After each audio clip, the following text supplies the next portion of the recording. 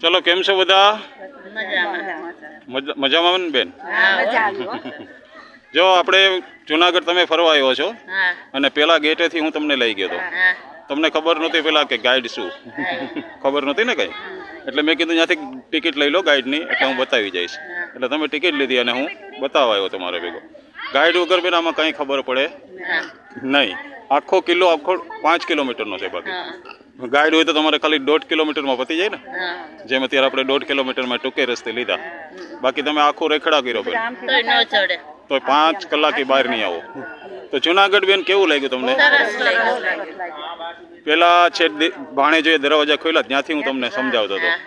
પછી છેક નીલમ માણેક તોપ, રાણીના રૂમ, નીચેનો માળ, ઉપરનો માળ, આ બધું બતાવ્યું બેનો. તો જુનાગઢ કેવું લાગ્યું બેન? અત્યારે બધા તમે જોવા આવો છો પણ ગાઈડની ખબર નથી હોતી, એટલે કોઈ ગાઈડ લેતું નથી. તો ગાઈડ હોય તો કામનું કે નકામનું બેન? ગાઈડ હોય તો બધી જગ્યા તમે જોઈ શકો ને. તમે માનો છો કે ગાઈડ જરૂરી છે? લેવો પડે ને બેન ગાઈડ, તો આખું જોઈ શકે અને તો બધા દર્શન થઈ શકે. આવા મોટા મોટા સાધુના આવડા કોઈ વસ્તુના દર્શન ન થાય બેન, એટલે ગાઈડ જરૂરી છે. અને તમે બધા અહીંથી ખુશ થઈને જશો ને બેનો? ક્યાં ગામથી આવ્યા છો તમે?